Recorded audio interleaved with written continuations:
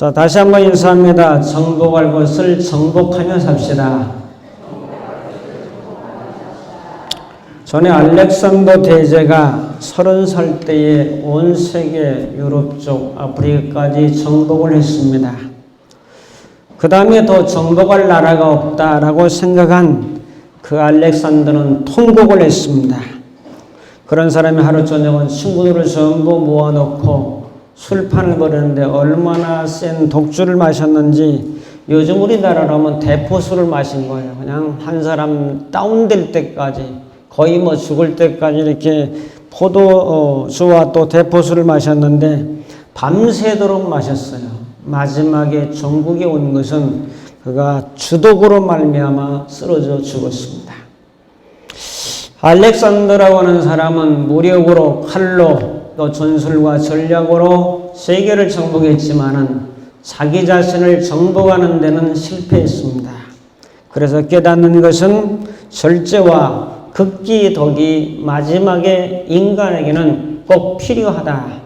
세상의 업적과 성과와 성취와 결과를 낳았다 할지라도 결국 자기 자신을 컨트롤하지 못하면 그것으로 인해서 실패를 가져올 수도 있다 하는 교훈입니다.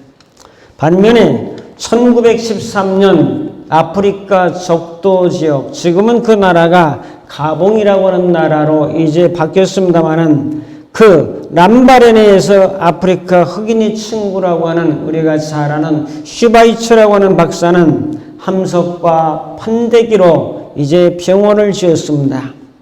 원시림을 개간해서 누구나 함께 과일을 따먹을 수 있도록 과목을 심었습니다. 이것은 땅에서 다시 보는 새로운 에덴이었던 것을 발견하고 그는 세계를 지도하는 그런 정신력을 가졌습니다. 그는 높은 의자에서 명령만 하는 사람이 아니고 파이프 오르간에 앉아서 은하와 같은 뛰노는 손으로 이제 연주도 했을 뿐만 아니라 내적 가치를 사람들에게 어떤 뽐내는 것이 아니라 광선의 광부같이 그의 손에는 괭이를 들었고 또 농장의 농부같이 밭도 함께 갈았으며 건축가와 같이 병원도 짓고 집도 지었습니다. 원시림을 개척하는 슈바이처는 간단한 노동복을 입었고 항상 그의 이마에는 구슬 같은 땀이 흘렀으나 그의 입에는 여유 있는 유머가 항상 넘치는 쾌활한 사람으로 살았습니다.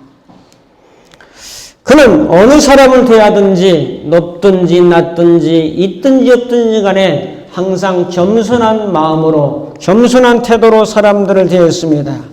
그를 일컬어서 그는 자기 자신을 정복하였고 그를 대하는 사람들을 정복하였고 더 나아가서 그가 사는 세계를 정복했습니다.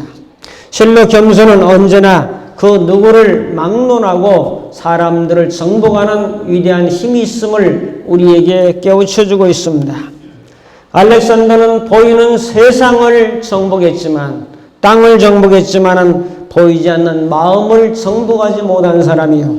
슈바이처 같은 사람은 보이는 아프리카 지역을 점령도 했고 자기 자신의 마음도 정복한 사람으로 교훈되고 있습니다.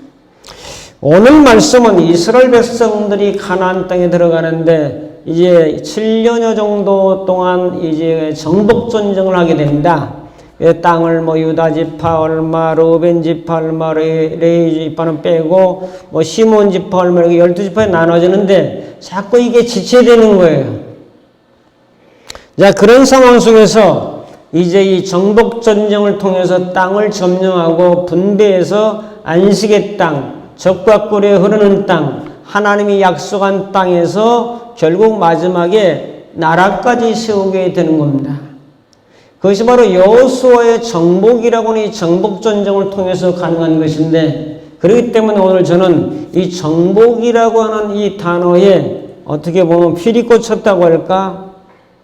보면서 여호수아는 가나안이라고 하는 7 족속을 물리쳤어요. 자, 그 옛날 조상들의 뼈가 거기 있었고 그들의 땀과 눈물과 헌신의 숨결이 깃들었던 그 땅.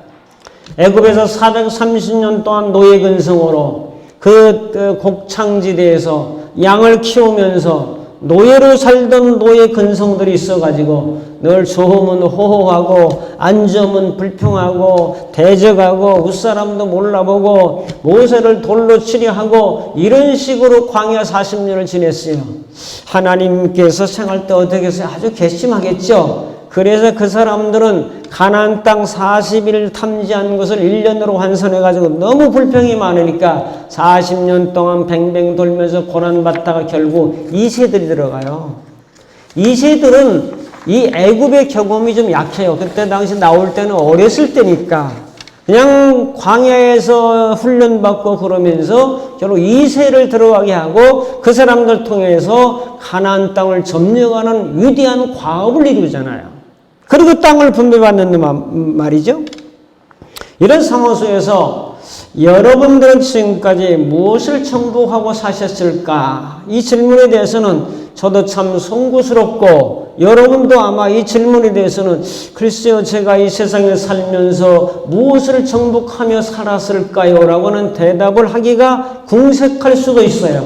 그러나 가장 늦었을 때가 가장 빠른 때라고 하는 말도 있는 것처럼 오늘 우리들은 무엇을 정복해야 될까 하는 좀 과제도 좀 던져드리면서 이런 믿음으로 뭔가 고난과 질병과 역경에 늘 치여서 억압된 삶이 아니라 이것들을 한 가지 한 가지 정복하고 살아가는 이런 신앙으로 발돋움하기를 원하는 심정으로 이 말씀을 드립니다. 첫 번째로 정복의 정의를 살펴보겠습니다. 정복이라고 하는 사전적 정의 원어보다 더 잘 해놨어요. 그래서 이걸 인용하는데요. 정복이라고 해서 제가 다 써놨죠. 거기다가 남의 나라나 이민족 따위를 징벌해서 복종시키는 것을 이제 전쟁의 용어로 하면 그걸 정복이라 이렇게 말을 하지만은 꼭 전쟁만 하는 것이 아니기 때문에 그 다음에 높은 산이라든지 매우 가기 힘든 에베레스트 산이나 남극이나 북극이나 이런 것들을 정복했을 때 에베레스트라는 정복, 남극 정복 뭐 이런 식으로 정복이라는 단어를 그런 데 또 쓰기도 합니다. 그 다음에 다루기 어렵거나 힘든 대상 따위를 뜻대로 다룰 수 있는 뭐 외국어를 정복했다든지 그때도 정복이라는 단어를 사용합니다. 더 나가서 질병 따위를 완치할 수 있을 정도 되면은 이제 질병을 정복했다라고 말합니다. 그래서 이 정복이라는 범위와 이 정복이라는 단어가 얼마나 넓게 쓰이고 있나 하는 것들을 우리가 깨닫게 됩니다. 사무엘하 8장 11절에 보면은 다윗 왕이 여호와께 드리되 그가 정복한 모든 나라에서 은과 금 이런 것들을 가져왔어요. 어느 나라에서? 정복한 나라에서. 그래서 다윗이 가장 추앙받는 왕이 된 것은 그가 전쟁을 통해서 많은 나라를 귀속시켰고 정복해서 결국 솔로몬에게 물려줬기 때문에 다윗이 정복을 가장 많이 했다고요. 가장 많은 승리를 했다고요. 가장 많이 영토를 넓혔고 가장 많은 전리품들을 가져왔으며 조공을 받았기 때문에 다윗을 정복의 왕으로 승리 왕으로 이제 이스라엘 백성들은 기억하고 있습니다. 자, 두 번째로 살펴볼 것은 정복의 명령입니다. 정복은 하나님이 정복하라고 했어요. 자, 창세기 1장 28절 다 아시죠? 같이 한번 볼까요? 하나님이 그들에게 복을 주시며 하나님이 그들에게 이르시되 생육하고 번성하여 땅에 충만하라. 땅을 정복하라. 바다의 물고기와 하늘의 새와 땅에 움직이는 모든 생물을 다스리라 하셨단 말이죠. 그게 오늘은 정복이라는 단어니까 땅을 정복해라. 그래서 인류는 지금까지 땅을 정복해 살아고 땅속에 있는 거 파먹고 살아고 땅속에 있는 가스라든지 원유라든지 지하전 파먹고 살고 땅에다가 식물을 기르면서 결국 땅을 정복하며 사는 결과예요. 그것이 창세기 1장 28절에 있는 말씀이 그대로 응한 거라고요. 땅에 있는 건 또 사람들을 정복해라 하는 그런 의미도 포함하고 있습니다. 자, 그래서 아담에게 정복명령을 주신 이 문화명령이라고도 하지만 정복명령을 주셨다고요. 아담에게. 그 다음에 여호수아에게는 무슨 명령을 줬습니까? 가나안 땅을 정복하라.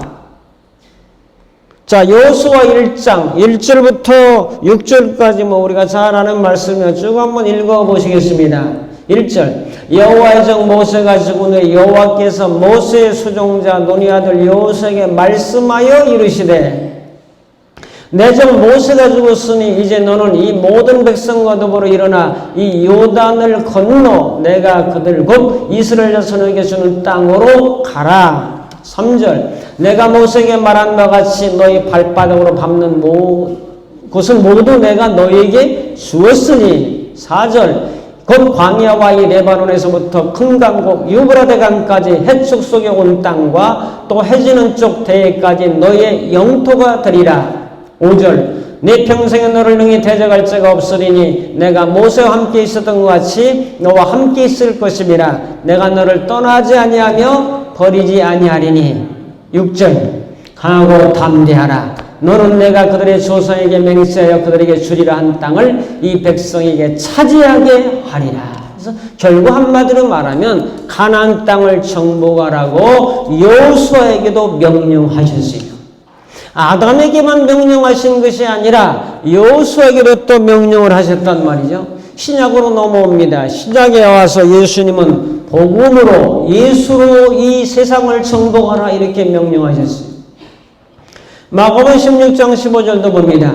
또 이르시되 너희는 온 천하에 다니며 만민에게 복음을 전파하라. 온 천하를 겨냥하고 열방을 겨냥하면서 복음으로 세상을 정복할 것을 말씀하셨습니다. 16절 봅니다. 믿고 세례를 받는 사람은 구원을 얻을 것이요 믿지 않는 사람은 정죄를 받으리라. 17절에는 믿는 자들에게 이런 표적이 따르니 곧 그들이 내 이름으로 귀신을 쫓아내며 새 방언을 말하며. 18절 뱀을 집어올리며 무슨 독을 마실지라도 해를 받지 아니하며 병든 사람에게 손 얹은즉 나으리라 하시더라. 예수님의 명령이에요.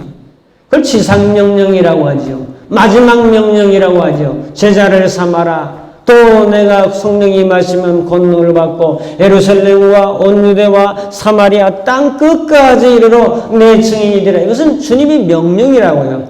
해도 되고 안 해도 되는 그런 것이 아니라 명령이라. 아담에게도 첫사람 아담에게도 명령하셨고 여호수아에게도 명령하셨고 예수님도 명령하셨고 오늘 여러분들과 저에게도 함께 주님의 명령이 주어지고 있다는 것을 보면 뭐예요? 정복하라고 해요.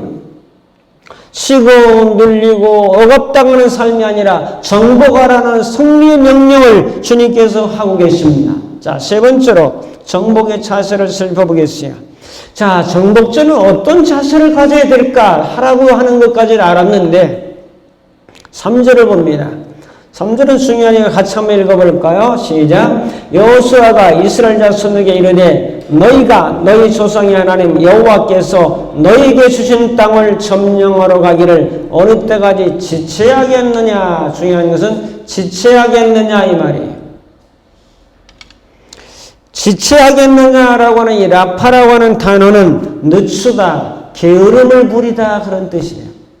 정복해야 되는 거 알면서도 게으름 부리는 거예요. 해야 될 걸 알면서도 게으름 부리는 거예요. 이거를 뭔가 성취해야 되는 걸 알면서도 불구하고 게으름 부리는 거예요. 그게 어느 때까지 너희들 지체하겠느냐. 지금 7지파가 아직 땅을 분배를 못 받았거든요. 그거 점령해서 이거 분배받아야 되는데 어느 때까지 너희들이 지체하고 있겠느냐. 게으름 부리고 있겠느냐. 이 말이라고요. 사람들이 해야 될 것도 알고 있어요. 전개할 것도 알고 있어요. 뭔가 성취될 것도 알고 있어요. 근데 지체하고 있어요. 왜 게으름 부리고 있냐 그 말이에요.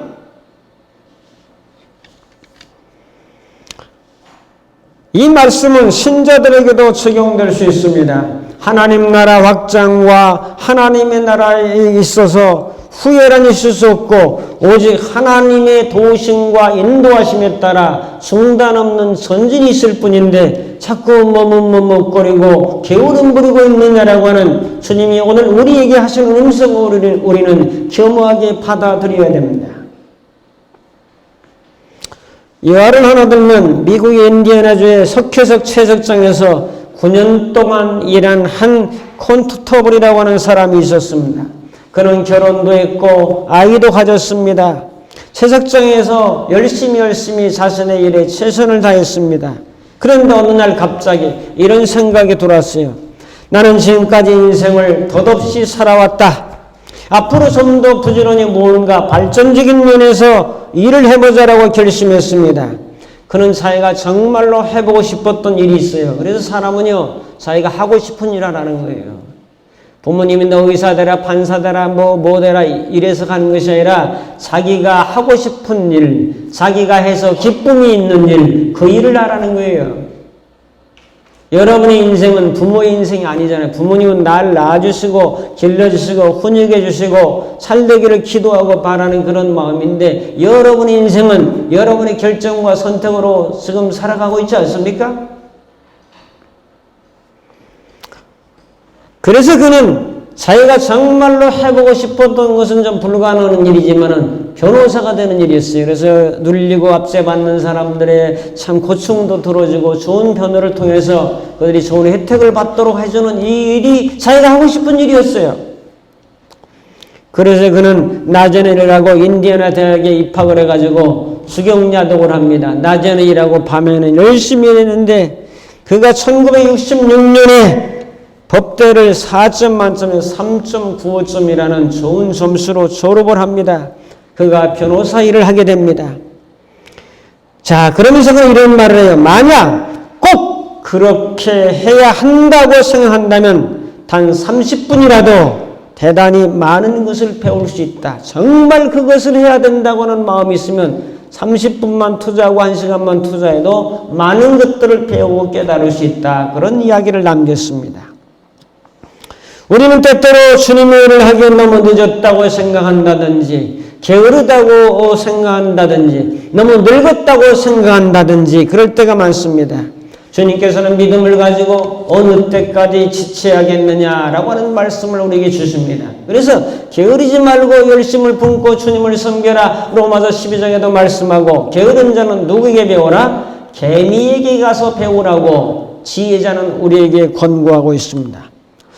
자, 마태복음 4장 19절도 참 유명한 말씀인데 우리가 다 잘 아는 말씀이죠. 말씀하시되 같이 볼까요? 나를 따라오너라. 내가 너희를 사람을 낚는 어부가 되게 하리라 하시니. 자, 그 다음에 뭐라고 말씀하냐면 19절에 자, 따라오너라 해놓고서는 곧 그들이 곧 그물을 버려두고 예수를 좇으니라 이런 말씀을 하셨어요. 이 곧이라고 하는 단어는 무슨 단어인가 하면은 즉시, 즉각, 곧 그런 뜻을 가지고 있어요. 꾸물거리고 머뭇거리고 둥글거리는 자는 결코 정복이라고 하는 말씀하고는 거리가 멀리 떨어져 있음을 기억해야 될 것입니다. 신학자 베리 파퍼라는 사람은 게으름의 습관 7가지를 이야기했어요. 게으른 사람들은 이 7가지 패턴이 주기적으로 반복된다는 거예요. 자, 첫 번째 단계, 희망을 가져요. 이번만큼은 정말 일찍 시작해야지라는 희망을 갖습니다. 2단계, 망설입니다. 이제 슬슬 시작하긴 해야 되는데 라고 생각하며 계속 망설입니다. 3단계, 죄책감을 갖습니다. 시간이 벌써 이렇게 많이 지났네? 벌써 시작했어야 되는데 하는 그런 마음의 부담을 갖습니다. 그 다음에 4단계, 잘못된 확신을 갖습니다. 아니야, 아직 시간은 있어. 시간은 남았어. 그런 생각을 갖습니다. 5단계, 절망과 자책을 갖습니다. 도대체 나라는 인생은 왜 이 모양이지? 생각은 하는데 이거 게으름 부리면서 왜 이렇지 막 이런 생각을 또 갖는 거예요. 6단계는 후회합니다. 또 망쳤어. 더 이상 이런 삶을 살 수는 없어. 마지막 7단계 체념합니다. 이번에 또 별 수 없구나. 나는 힘든 사람인가 봐. 그러면서 다음에는 더 일찍 시작해야지. 이렇게 생각하는 것이 게으름의 패턴의 반복이라는 거예요. 얼핏 생각해보면 각 단계가 큰 문제는 없는 것 같이 보여요. 그러나 중요한 것은 이런 과정이 계속 반복되고 있다는 거, 자기 인생에 계속 반복되고 있다는 거, 이건 잘 몰라요. 그 반복은 결국 습관을 만들어가지고 게으른 인생의 습관으로 자리를 잡습니다. 그 게으른 마음과 생활은 자신을 빈궁하게 만들어 간다라는 것을 우리가 깨닫게 됩니다. 성경은 우리에게 개미에게라도 곤충에게라도 가서 배워라. 가만히 있어. 가서 배워라. 쟤들이 어떻게 움직이고 있는가. 나무 밑에 개미가 어떻게 움직이고 있는가를 가서 배워라. 자, 네 번째로 갑니다. 위대한 정복자 예수님. 예수님도 정복자의 삶을 사시지 않았습니까? 뭘 정복하셨나요? 죄악을 정복했잖아요. 우리 모든 인생은 죄인이라고 성경은 선언하는데 이 죄악을 정복해서 죄사함을 주셔가지고 모든 인생들에게 죄인을 의인으로 만들어가지고 죄를 사함받을 뿐만 아니라 죄를 이기시는 능력까지 주신 분이 예수님이신 줄로 믿습니다. 그분은 우리가 함께 하십니다. 그분은 우리에게 능력을 주십니다. 그분은 권세를 주신다고요. 그러므로 예수님은 죄악을 정복했다고 하는 것은 탁월한 정복자의 모습을 우리에게 소개하고 있어요. 십자가상에서 피 흘려 죽으셨지만은 그분의 죽음은 우리를 죄에서 건져내서 구원의 반열에, 생명의 반열에, 영생의 반열에, 천국의 반열에 세우시기 위한 놀라운 사건이기 때문에 그분은 죄악을 정복했어요.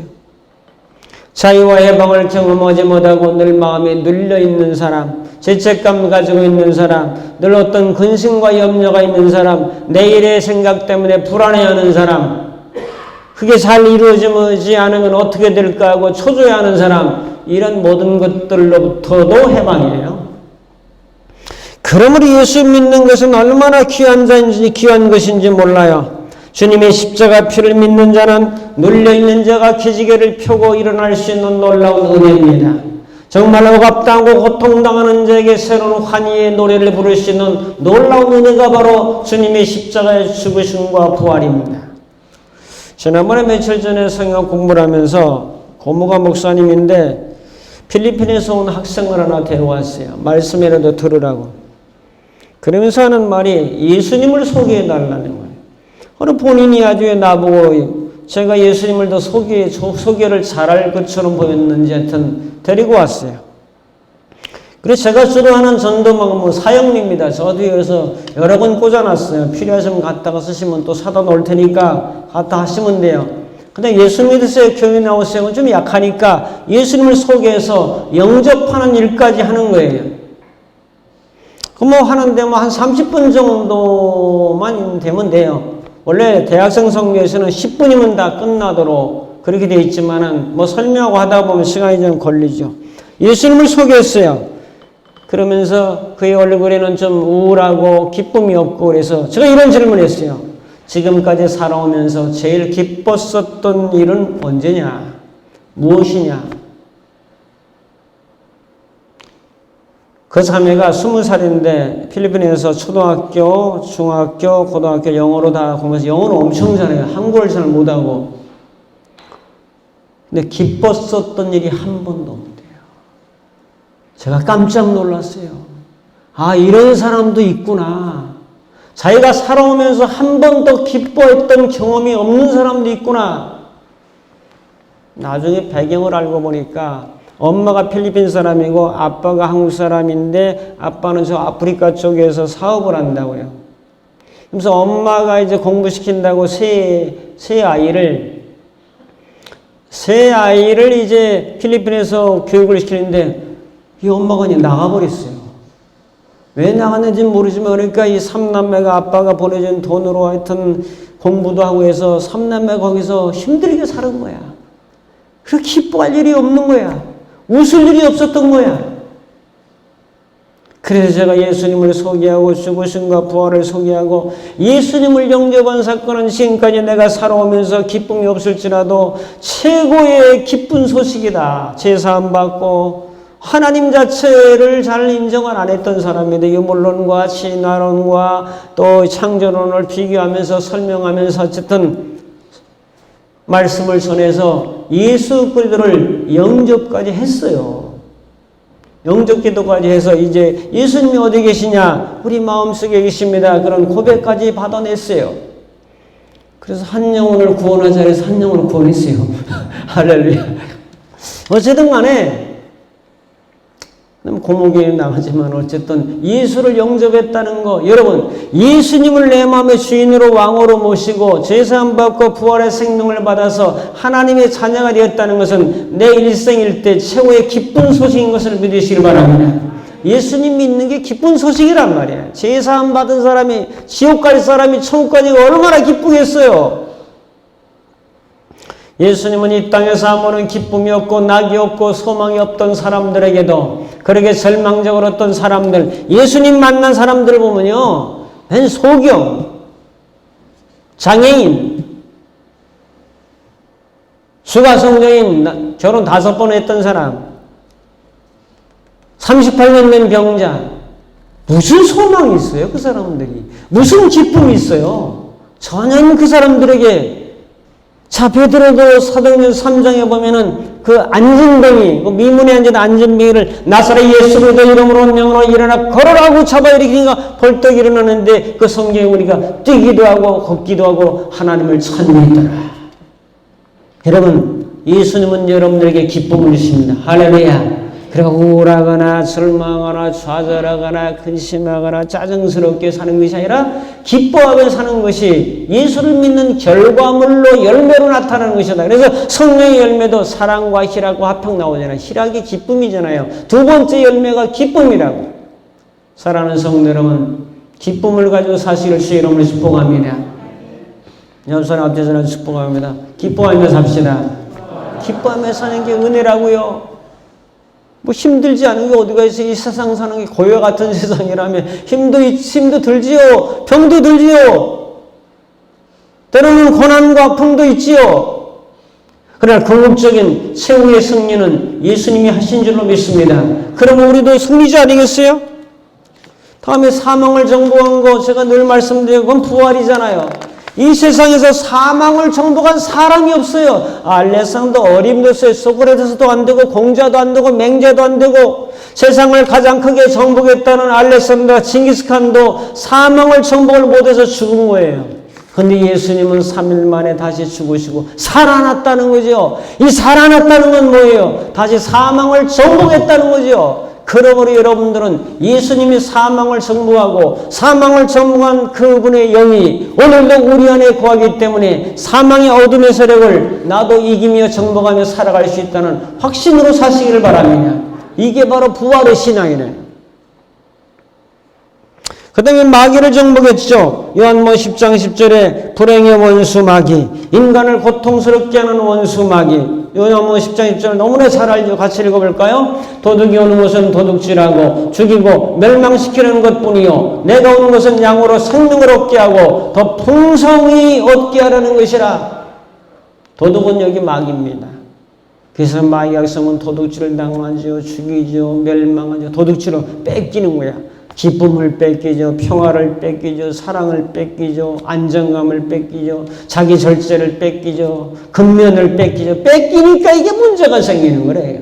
예수님은 자꾸 주시는 분, 생명과 은혜와 사랑과 능력 풍성하게 주시는 분. 마귀는 자꾸 뺏어가는 자. 예수님은 위대한 정복자이기 때문에 그 정복자가 우리 안에 거하십니다. 성령으로 함께 하십니다. 위대한 권능과 능력으로 함께 하십니다. 그러므로 마귀의 그 뺏어가는 자를 이길 수 있습니다. 그런 믿음. 어둠을 이길 수 있다는 거죠. 자, 5번째로 마지막. 나는 무엇을 정복해야 합니까? 자, 몇 가지가 있어요. 영적으로 정복해야 될 건 뭔가? 복음 정신으로 확신을 가져야 되고, 기도의 세계를 정복하는 사람, 말씀의 세계를 정복하는 사람, 전도의 세계를 정복하는 사람, 찬양으로 음악의 세계, 찬양의 세계를 정복하는 사람, 영적인 정복 세계가 있어요. 다음에 정신적으로 정복해야 될 게 있어요. 마음이 기독교는 약하면 안 돼요. 자, 에스더는 여자예요, 남자예요? 여자인데 뭐라고 말해요? 에스더 4장 6절에 죽으면 죽음이다. 이게 여자가 할 소리가 아니죠. 남자들이 그냥 뭐 전쟁하고 정부하고 전쟁놀이를 좋아하니까 남자들은 어려서부터 노는 게 달라. 애들은 막 칼싸움하고 땅땅거리고 여자는 인형 가지고 놀고 섬세하잖아요. 사람이 다르게 만들었어요. 근데 에스더는 죽으면 죽으리다. 여러분, 예수 믿는 사람은 그 약한 사람이 아니에요. 약해서는 안 돼요. 정신적으로 강해야 돼요. 믿으시면 아멘. 그래, 멘탈이 강해야 된다 이렇게 말하는 거야. 멘탈이 약하면 결국 정신이 약하면 정신줄을 와버리면 아무리 영적으로 예수님이 승리하셨습니다. 부활하셨습니다. 사망도 이기고 마귀도 이기고 어둠도 이기고 질병도 이겼습니다. 아무리 얘기라도 내 마음에서 이게 약해가지고 받아들이지 못하니까 전기도요 전선이 너무 가늘면요 저 380볼트니 뭐 이런 거 못 받아들여요. 그래서 동선이 들어오잖아요. 전기줄도 굵다고요. 좀 이렇게 굵고 전기줄을 저 고압선은 뭐 22만 볼트로 더 굵어요. 이렇게 여러분의 뇌에서 오는 이 시냅스라고 하는 신경 전달 물질을 전달하는 이 선이 있어요. 신경선이 이게 굵어야 돼요. 너무 겁을 많이 먹는다든지 뭐 어떤 사람 출렁다리 가는데 겁을 먹어가지고 돌돌돌 떨고 있네. 아 이게 뭐예요? 내가 이 무섭다고 하는 생각이 나로 하여금 무서운 현상을 만들어내는 거지 그게 자기 생각이 정신이 약해서 그런 거예요. 여러분이 막 떨구진 않잖아요. 고소공포증 막 높은 데 올라가면 뭐 떨고 있는 사람 이게 마음이 약해서 그래요. 정신이. 그거 다 던져버리세요. 어떻게 해요? 그렇게 믿고 그냥 하시는 거예요. 하다 보면 이게 점점 강해지는 거예요. 그래서 정신이 강해야 돼요. 아예 여호수아에게 그랬잖아요. 너는 마음을 강하게 하라. 어떻게 해? 또? 담대히 하라. 마음을 정신적이에요. 사랑하는 성도 여러분, 약한 마음으로 살지 마시고 강하고 담대한 그런 마음으로 사시기를 주의 이름으로 축복합니다. 그래서 정신적으로 정복해야 돼요. 늘 자기 약하다는 걸 입에다 달고 살지 말고 정복해야 된다. 그것도 약한 것을 정복할 수 있냐? 있다. 믿음으로 가능하다. 은혜로 가능하다. 하나님의 능력으로 가능하다. 그 다음에 인간관계에서 정복할 게 있어요. 이건 사회적입니다. 영적, 정신적, 사회적. 제가 늘 말씀드리잖아요. 인간관계에서 모든 사람과 관계를 정복해야 돼요. 이 사람하고는 삐지고 저 사람하고는 또 틀리고 저 사람하고는 싸우고 이게 아니고 모든 인간들, 모든 사람들과 더불어 화목한 인간관계를 정복해야 여러분 그 사람이 행복합니다. 그래서 옆 사람 악수 한번 해주시고 우리 사이 무슨 사이? 좋은 사이. 우리 사이 좋은 사이. 우리 사이 사랑하는 사이. 나쁜 사이가 아니라. 그래서 인간관계에도 정복할 게 많아요. 어떤 사람 부모하고 안 좋죠. 어떤 사람 자식하고 안 좋죠. 어떤 사람 형제간에 안 좋죠. 어떤 사람 친구 사이에 안 좋죠. 이게 정복을 못한 거라 이게. 마지막 네 번째로 육체적으로 정복하는 건 질병을 정복하셔야 돼요. 자, 요즘 사람 제일 무서워하는 병이 뭐죠? 치매라며. 암보다 더 무서운 것이 치매라고. 치매는 세 가지가 있죠.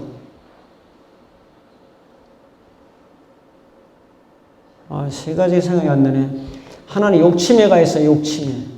치매가 욕하는 사람, 그 욕치매예요. 욕을 엄청 잘했던 분이에요. 그러면 또 한 가지는 이성치매. 그러니까 생각은 없는데 이제 뭐 요양보호사 이런 사람을 자꾸 만지려고 했었고 딴소리 했었고. 근데 이성치매. 세 번째 치매는 똥치매예요.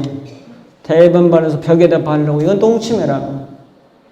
그러니까 나타나는 방향이 달라. 자기가 무의식 속에 있었던 게 다르다고요. 불만과 불평에 평생 살아면서 많았던 분노의 표출, 욕. 이성에 관심이 많았던 사람은 이성적으로 자기 몸에 뭐 구분을 못하고 벽에다 바르고 그런 현상으로. 그래서 사람들이 치매를 무서워하는데 2040 몇 년 되면은 아니 치매 환자들이 60%가 넘어간대잖아요. 그러므로 또 이게 치매 보험이 요즘 인기라네요. 혹시 염려가 되시는 분들 빨리빨리 보험 드시기 바랍니다. 보험 드시는 분 많으니까. 이 사회적 현상이라니 너무나 정신적으로 복잡하고 오늘 하나님 말씀하시는 대로 평화스럽게 은혜스럽게 살면은 참 좋을 텐데 이게 머리 혈액순환이 안 돼 이게. 저도 요즘 안 돼요. 그리고 우리 사람이 심의보험 들어야 된다고 또 그러다. 그래서 알아서 하시오. 들든지 말든지. 자, 다섯 번째로 제가 오늘 이 말씀 드리는 것은 이 말씀이 힌트를 얻어서 기능적으로 자, 저는 이제 60대 중반을 넘어가고 있습니다. 젊은 사람이 컴퓨터하고 이걸 따라가려면요 맨날 물어봐야 돼. 야, 만드는 사람도 있는데 사용하는 것도 못하냐? 그것이 내 지론이에요 사실은요. 근데 항상 딸한테 물어봐. 그럼 딸은 어떤 데는 공손하게 기분 좀 잘해줘. 근데 기분 나쁘면 별로 퉁명스럽게 해. 그래서 자식한테는 배우지 말라는 거예요. 컴퓨터 자식한테는 배우지 말라는 거예요. 운전도 식구들한테는 배우지 말라는 거예요. 이 가까운 사람한테 뭘 배운다는 게 쉬운 게 아니에요. 제가 사진을 좋아하잖아요. 사진을 모르겠어요. 한 2만 장이나 3만 장은 찍었나? 지금까지 토탈 이 휴대폰 들고 다니고 뭐 이게 큰 카메라 가지고는 별로 많이 안 찍었는데 이게 이제 조금 터득한 게 있어요. 근데 그것만 가지고는 안 돼. 포토샵을 해야 되겠더라고. 아름다운 사진을 만들어서 가끔 여러분들에게 보낼 때도 뭐 이렇게 있지만은 다 뭔가 이제 정리하고 보정을 한 상태란 말이죠. 근데 그것만 가지고는 안 돼. 이런 노트북이나 이런 데서 포토샵을 해야 되게. 그래서 제가 결심을 해서 포토샵을 전공해야 되겠다. 그래서 지금 틈만 있으면 포토샵 강의 듣고 있어요. 이 나이에. 왜? 옛날에 우리 임지사님 포토샵 잘해서 맨날 성형 치즈 같은 거 다 포토샵이거든. 그럼 이 얘기를 여러분 들으면 나도 포토샵 못하는데 정복하세요. 나 휴대폰 잘 못하는데 정복하세요. 물어봐서든지 배워서든지 하면 되는 거예요. 기능적으로도 정복이 될 것이 너무나 많아요. 악기도 정복해야 되죠. 이런 컴퓨터라든지 이런 거 다 정복해야지요. 지금 디지털 세계에. 그래서 내가 별로고 몇 년 별로던 카톡방을 드디어 하나 만든 거예요. 설교할 때 이 얘기라도 하나 해야 되겠다. 카톡방을 정복했다. 내가 드디어 만들었다. 그래서 여러분들이 이런 거 목사님 한번 설교해 주세요. 그럼 거기다 올리세요. 이런 거 좀 관심 요즘 돌아가는데 해주세요. 그럼 그거 제가 할 테니까 그런 것도 올려주고 이런 거 목사님 이런 거 예화로 쓰면 아주 좋습니다. 그럼 또 올려주세요. 그럼 제가 그걸 사용할 테니까 함께 설교를 만들어가는 거죠. 여러분의 의견을 또 개진해주고 하면은 참고한다는 거죠. 그래서 기능적으로 여러분 질병도 계속 눌려있지 말고 정복해야 된다는 확실한 믿음을 가지고 기도하면서 나가면 하나님이 은혜를 주신다고 믿으시고 나면 기능도 여러분 모른다고 그냥 넘어가지 말고 연세가 드셨어도 배우려면 머리가 돌아가잖아요. 안 되면 제지로 그래. 100번 안 보면 200번 하고 500번 젊은 사람 500번에서 될 거면 난 1000번 하면 된다. 그렇게 생각하면 되는 거예요. 모르는 걸로 끝나지 말고 자꾸 배우려고 해라. 기능적으로도 정복할 게 많아요. 믿음의 사람들은 무한한 가능성과 능력과 지혜를 하나님이 주십니다. 믿으시면 아멘. 여러분이 묻습니다. 정복하시면서 살래요? 정복당하면서 살래요? 정복자로 사실래요? 피정복자로 사실래요? 지금까지 내가 지금 5가지를 쭉 말씀드렸는데 제가 충격적으로 주신 영웅이에요. 정복하며 살아라. 특히 이제 포토샵 때문에 내가 이 설교를 하게 되는데 여러분 모르는 걸 적당히 가지 말고 부지런히 배우고 뭔가 정복하고 그렇게 사시기를 바랍니다. 그럼 하나님 은혜가 그런 사람들이 그런 정신을 가진 사람들에게 그런 믿음을 가진 사람들에게 임하지 않겠어요? 주님은 다 주셨잖아요. 갖다가 쓰고 활용하고 반복하고 해서 내 걸로 삼아야 되잖아요. 자, 이런 은혜로 살아가서 정복을 많이 해서 좋은 거 많이 정복해서 이제 하나님께도 영광이요. 다른 사람에게 유익이요. 여러분이 성장하고 안 믿는 사람에게는 전도의 좋은 기회가 될 수 있기를 주님의 이름으로 축복합니다. 기도하겠습니다. 동성으로 기도합니다. 약한 것들을 정복을 해서 기도합니다. 여러분이 정복할 것들이 무엇인지 너무너무 많습니다. 하나님, 그저 그런 대로 살지 말고 하나님의 능력으로 정복에 있는 은혜로 함께 하시라고 동서로 잠깐 기도를 하겠습니다. 기도합니다.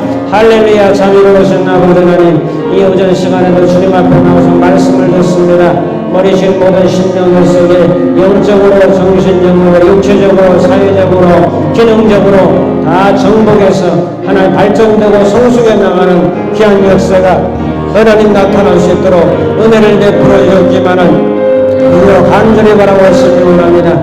오늘 질병도 정복하게 하시고 문제도 정복하게 하시고 환난과 가난과 모든 것들을 정복해 하나님 앞에 영광 돌리며 살아가는 귀한 역사가 하나님 나타나도록 하나님께서 함께하여 주옵소서.